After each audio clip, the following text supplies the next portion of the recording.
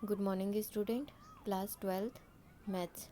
हम कर रहे हैं चैप्टर नंबर 13 और आज इस वीडियो में हम सॉल्व करेंगे 13.1 एक्सरसाइज का question number first, question number fourth and question number 7।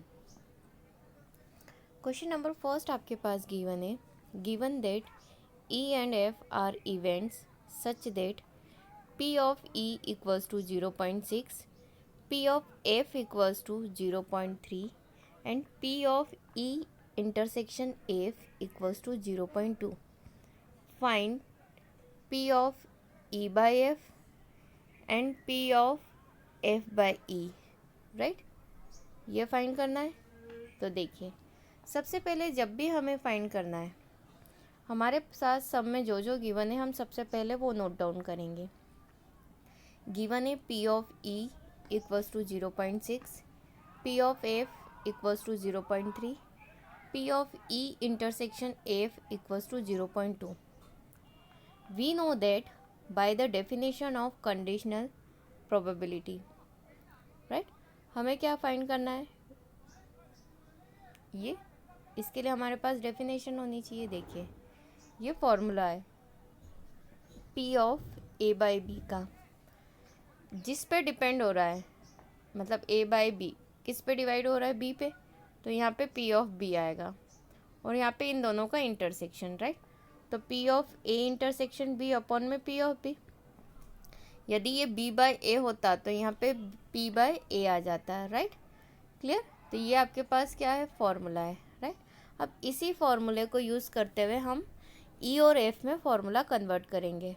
तो हम क्या लिखेंगे, by substituting the values we get, P of E by F क्या हो जाएगा, A की प्लेस पे E है और B की प्लेस पे F है, तो E बाय F तो कितना हो जाएगा, P of E intersection F upon में P ऑफ F, राइट?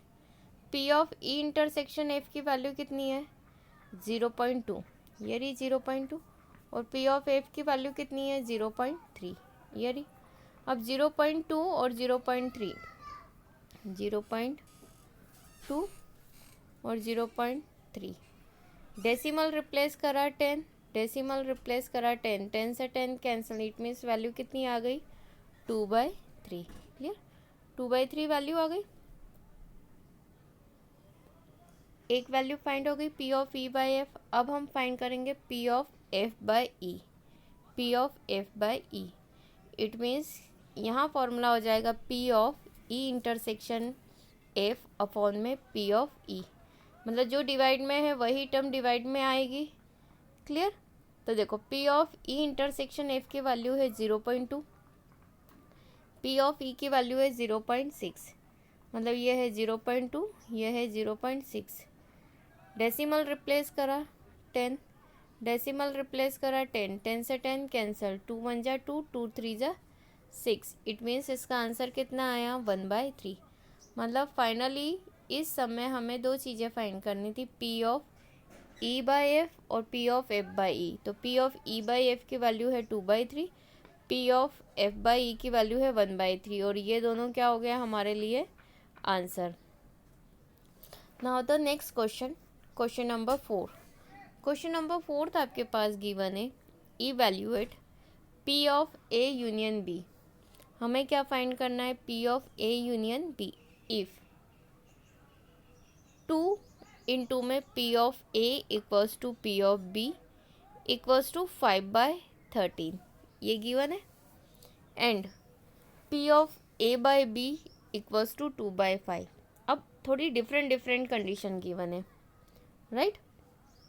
अब देखिए, सबसे पहले जब भी हम सॉल्व करेंगे, सबसे पहले जब भी हम सॉल्व करेंगे तो हमारे पास क्या रहेगा, जो कंडीशन गिवन है हम सबसे पहले वो नोट डाउन करेंगे।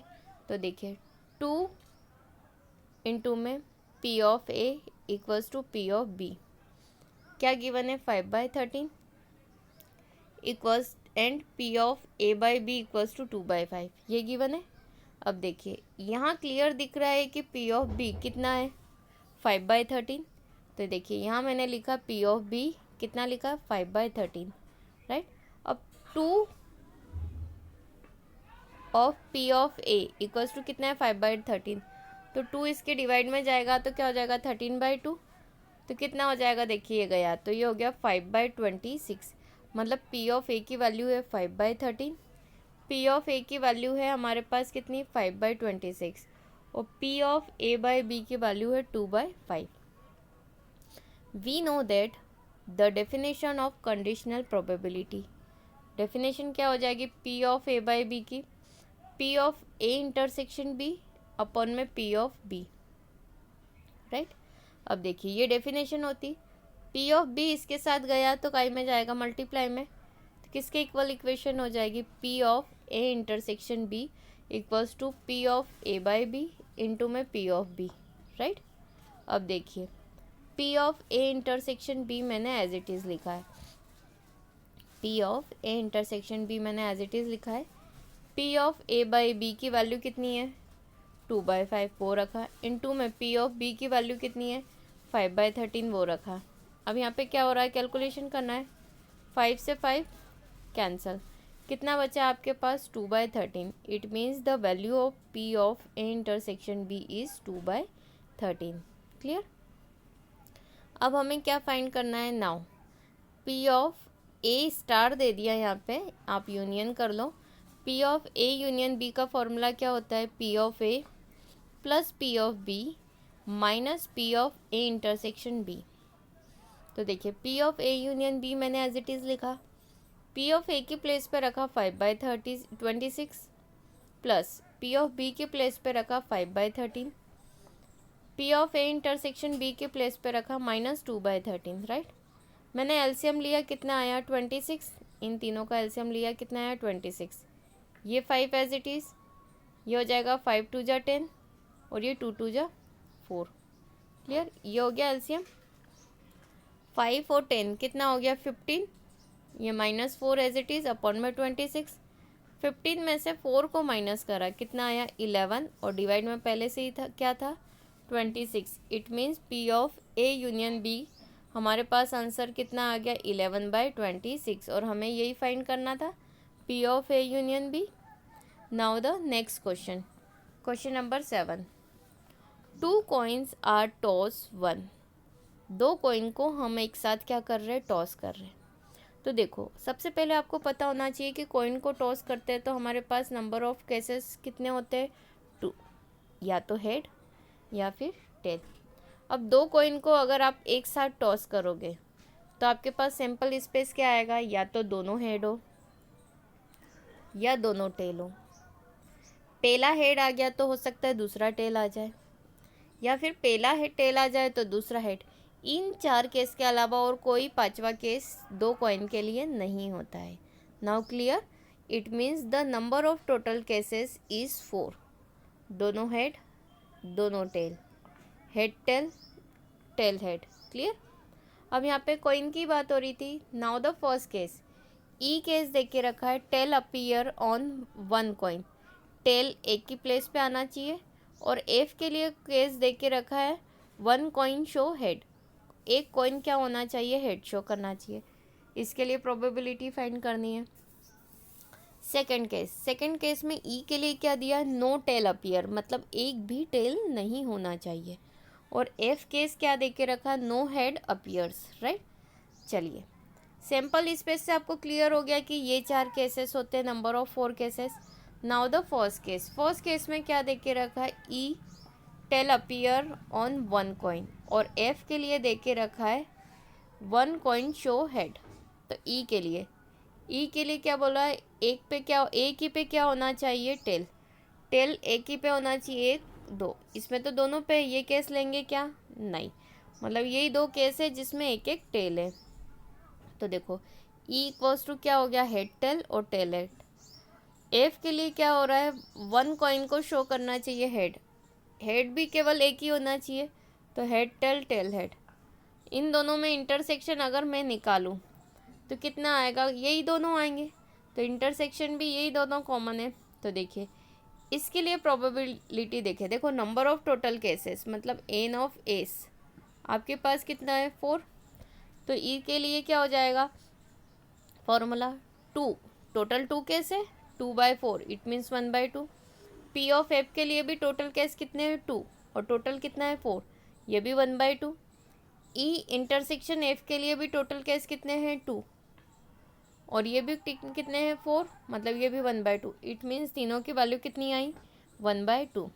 Now we know that by definition of conditional probability P of E by F कितना होगा formula, P of E intersection F upon में पी ऑफ एफ। हम वैल्यू पुटअप करेंगे तो ई इंटरसेक्शन एफ की value है 1/2, P of F की value है 1/2, 1/2 अपन में 1/2, तो 1/2 कैंसिल हो गया, कितना बचा 1। तो फर्स्ट केस के लिए हमारा आंसर हो गया 1। Now the second case, second case क्या देके रखा है, ई नो टेल अपीयर, एक भी टेल ना हो। एक भी टेल नहीं हो तो कितने केस है, एक, वो भी क्या है हेड हेड। एफ के लिए क्या हो जाएगा, नो हेड अपीयर, मतलब एक भी हेड नहीं होना चाहिए, तो केस क्या हो गया, केवल टेल टेल, राइट। इन दोनों में क्या निकालेंगे, इंटरसेक्शन कितना आ रहा है 5, क्योंकि दोनों में एक भी एलिमेंट क्या है कॉमन नहीं है। तो प्रोबेबिलिटी अगर देखें तो पी ऑफ ई कितना हो जाएगा, कितने केसेस हैं यहाँ पे 1, तो 1/4। पी ऑफ एफ कितने हो जाएंगे, केसेस कितने हैं 1, तो ये भी 1/4। P of E intersection F, ये भी कि नंबर ऑफ केसेस कितने हैं 0, तो 0/4 इट मीन्स 0। अब हम क्या लगाएंगे formula, now we know that by the definition of conditional probability क्या होगा, P of E by F, formula हो जाएगा P of E intersection F upon में P of F. Now substituting the value of we get, देखिए P of E by F हमने as it is लिखा है, P of E intersection F की value कितनी है 0, हमने 0 लिखा, अपॉन में क्या हो जाएगा पी ऑफ एफ, वैल्यू कितनी है 1/4, तो 0 के अपॉन में 1/4 है, इट मीन्स वैल्यू कितनी आई 0।